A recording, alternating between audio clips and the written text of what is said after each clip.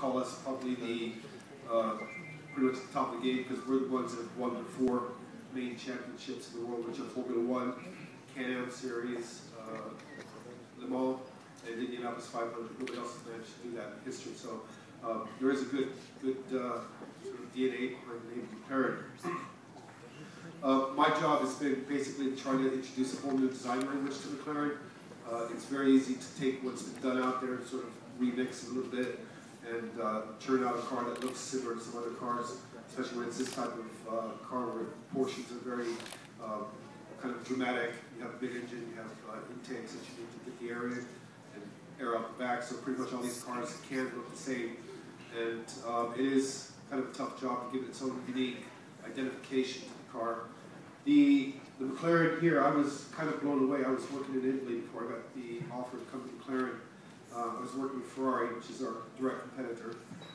But when I got the call, it was pretty much to start up with a clean sheet of paper and develop a car that not only would compete with those brands, Ferrari, Lamborghini, Aston, Porsche, but it was more of a job to actually be on top of those companies. There's no reason to go into that market and just compete with those guys. If we're starting like this, we should actually shoot above them to make us a company to look up at, be at the cutting edge of technology. So a lot of what you see on this car is really not even out there on the market yet in terms of what the competition are offering. You'll see later that we've actually met the mark with as much modesty as we can have. We've actually blown it all away. We've been quoted, or they've quoted us as being Ferrari's worst nightmare. It doesn't get better than that. But like I said, all the targets have been met. The car looks like it does, pretty much because it has to look like that. We haven't really styled the car. There is a lot of styling going on in the game to sort of give you that unique design language. But I think McLarens are above that. So if you drive a Lamborghini, kind of, you are what you are when you drive the car. It sort of reflects your personality. Tons of people love Ferraris because they love to wash their cars for 4 hours on a Saturday, just feel the surfaces. I'd be scared to wash a Lamborghini because I'd probably cut my hand. It's a bit aggressive. This car here, I'd be happy just staring at it for a while because there's a lot of technology built into the car. I relate it more to almost like we forgot about designing the car. We just built a car that was technically advanced. It's almost as if it's an aircraft, military aircraft. They don't have to sell the military aircraft for their beauty. They're just technically what they are.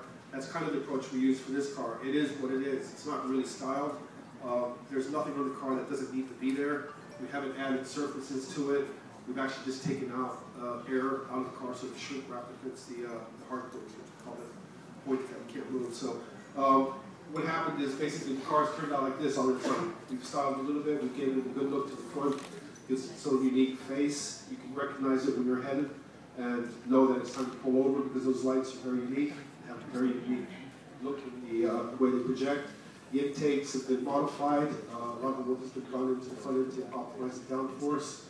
There's a lot of little tricks here that we can explain later on. It's a cab forward portion, which means the driver, the passenger are actually sitting more to the front than in most other cars. So you have this little driver's position, but at the same time we've kept the trunk at the biggest in its class, so you do have a 80 car. The side of the car is pretty dramatic. We have this big vent on the side with a fin. I'd like to say I was responsible for the fin, but it's actually a computer that designed it for us. Necessary because the car is extremely narrow, not wide. Less footprint on the road, better, easier to manage the car. So overall size, the car is smaller than the Ferrari or the Lamborghini. It's lower, it's less wide, but the wheelbase is a lot longer, so you got a lot more stability in that sense. By turning the main radiators on the side in car line, not in the direction of the air, you're able to get the car line this wide, but then you have to get the air to bend, so you've got these super efficient blades on the side. The dihedral doors, which are pretty dramatic, not that we designed to be dramatic, but they are. If you slide your hand front to the back, we don't have door handles. In this day and age, if you have door handles, it's kind of unnecessary. How many doors do you actually have to open with your hand though? It's less material, less things to go wrong with the car, less weight, less disturbance to the air. A much better way to get into the car. It actually takes out the rocker panel so you can immediately get into the car without having to hop over a lot of body. Once you get inside the car, which you can all do later, It's like sitting inside of an iPod. There's nothing there. Not that it's cheap, because it has all the features that you would find on the 7 Series BMW and S-Class Mercedes. They're only located on the console, which is a portrait mode, not landscape. Where you push the people closer together, you can weight centered.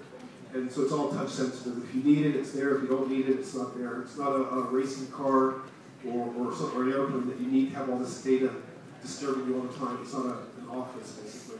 So we kind of feel that the less is more concept, where if it has to show up, it'll show up. Otherwise, it's a nice, peaceful, controllable atmosphere. And basically, it's the, like I said, the iPod. The doors open like this, because if you ever got into Mercedes and flipped it upside down with the gold-wing doors in SLS, you would never get out. You can't open the doors. You have to blow the doors off. So it's not really the best concept. This, we think, is probably the most efficient way of getting in and out of the car. You can still get in and out in a tight space. That's not an issue. And then as you move to the rear, you'll see what we call, well, I call it good Swiss cheese. There's just a lot of openings in the rear. A car like this generates a lot of power and a lot of heat. And we have to get everything that comes in from the front and on the side. We have to get that air out. So if you look towards the rear of the car, it'll just look like it's been shot. You know, all the air is getting out from very efficient areas. And probably the one area of the car that I'm most proud of is very back of the car. And it's this wing here that you all might think is a spoiler.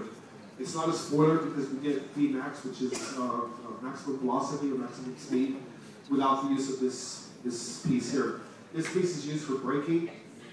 If you brake with any urgency, any anchor, it'll go up vertically and it'll settle the rear end, so you won't get the rear end of the car sort of lifting off and sort of upsetting the balance of the car. So it really feels good to the ground when you're braking, and it actually adds to the braking force of the car. So it's very, very efficient. If this car was to start up, I'd be in trouble. The exhaust pipes are aiming yes. And so what we've actually done is, the reason for that is to make the very shortest route out the back of the car for the exhaust pipes. Anything that is longer or more than you need actually adds weight. We've been very critical and very analytical about reducing the weight of the car. So the straightest way out of the engine for the pipes was straight out here. And at the same time, we have another advantage, which is they don't come underneath the car. Anything you put underneath the car disturbs the airflow. And